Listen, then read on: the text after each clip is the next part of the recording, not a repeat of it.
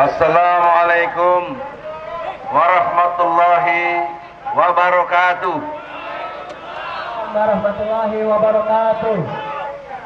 Semangat kita, semangat yang didasari oleh keimanan kita. Allahu Akbar. Allahu Akbar. Allahu Akbar. Apa artinya itu? Allahu Akbar artinya semua kecil.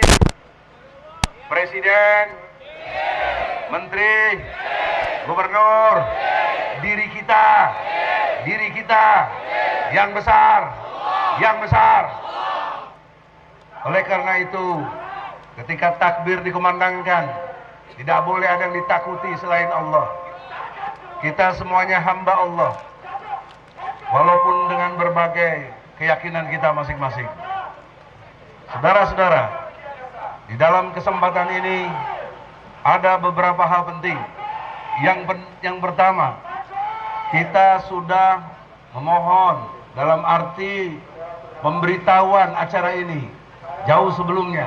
Begitulah perintah undang-undang, minimal 2 atau 3 hari sebelumnya. Mestinya pemberitahuan kita ini sudah sampai kepada Presiden Jokowi, karena Presiden Jokowi yang kita mau demo.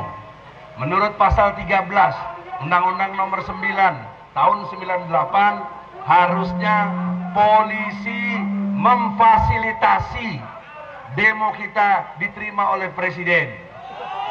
Jadi brigade itu melanggar hukum, tidak ada dalam undang-undang itu.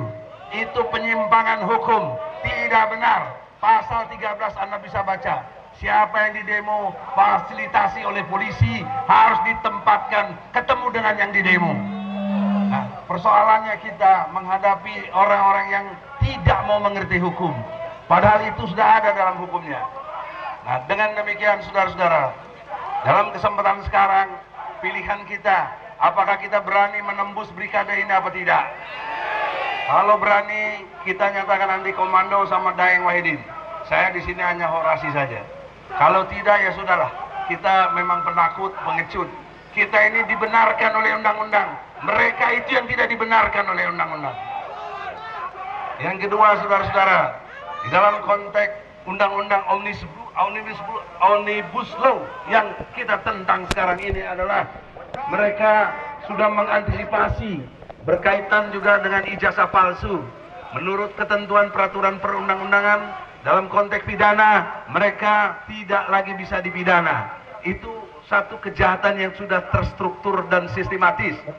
Karena saya mendampingi klien saya, Bambang Tre, menggugat ijazah palsunya Jokowi, dan bisa dipastikan bukti-bukti itu ada semua.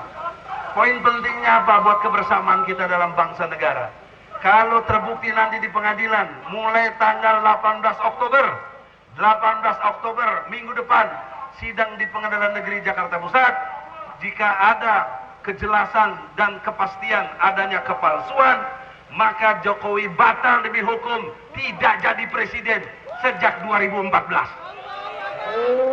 Poin penting implikasi hukumnya apa? Salah satunya adalah karena dia tidak berhak menyandang gelar presiden sejak 2014, segala tanda tangan atas nama negara, atas nama presiden, dokumen hutang piutang juga harus hapus. Tidak lagi Indonesia ada berhutang dengan siapapun. Itu bukti hukum yang sangat serius, yang orang belum begitu memahami peristiwa hukum tentang ijazah palsu dengan dampak sosial yang begitu luas. Jadi segala kebijakan presiden sejak 2014, periode yang pertama sampai yang sekarang, batal demi hukum. Karena dia menggunakan data-data palsu yang bukan dirinya. Nah inilah saudara, nanti akan kita saksikan mulai tanggal 18 Oktober 2022 di Pengadilan Negeri Jakarta Pusat. Maka demo ini harus staminanya diperkuat, karena sebentar lagi secara ilmu hukum Jokowi tidak berhak menyandang gelar presiden. Nah, untuk itu kekompakan kita penting sekali, sehingga kita mengakhiri segala ini dengan baik-baik. Kita pakai pendekatan hukum, kita tidak chaos, kita tidak gerakan politik, kita gerakan hukum. maka polisi, siapapun, mereka itu harus menghormati hukum. Tidak boleh hukum dilampaui, karena negeri ini berdasar kepada negeri hukum. Negara kita negara hukum, panglimanya adalah panglimanya hukum. Maka kita buktikan secara ilmu hukum.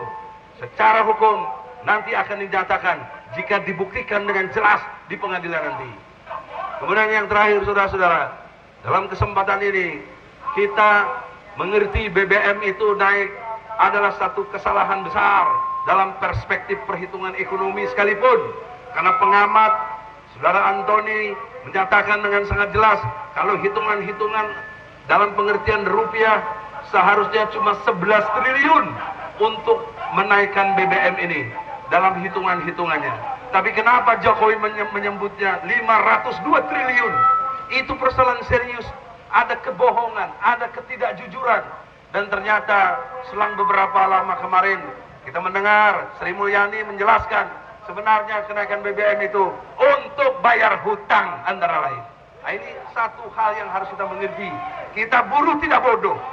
Saya ketua pendiri PPMI. Sejak awal tahun 98 kita berdiri. Maka oleh karena itu, gerakan buruh, gerakan siapapun anak muda harus mengerti dengan dasar-dasar undang-undang. Kita tidak mendasari gerakan dengan yang liar. Kita berdasar kepada ilmu hukum. Kita berdasar keimanan kita kepada Allah. Jangan ada yang ditakuti selain Allah. Saya kira singkat cerita, saya punya orasi. Tidak perlu lama-lama. Yang penting sudah mengerti saudara bahwa kita on the track. Kita ini gerakan yang benar. Dijamin oleh Undang-Undang Nomor 9 tahun 98 pasal 13. Mereka itu yang tidak benar. Mereka melanggar hukum. Maka apa kita dihalang-halangi? Oleh karena itu, ada saudaraku Jumhur Hidayat, Allahu Akbar, dan teman-teman yang lain. Kita bersama untuk tegaknya demi selamatnya Indonesia. Hidup Indonesia! Hidup buruh! Allahu Akbar! Assalamualaikum warahmatullahi wabarakatuh.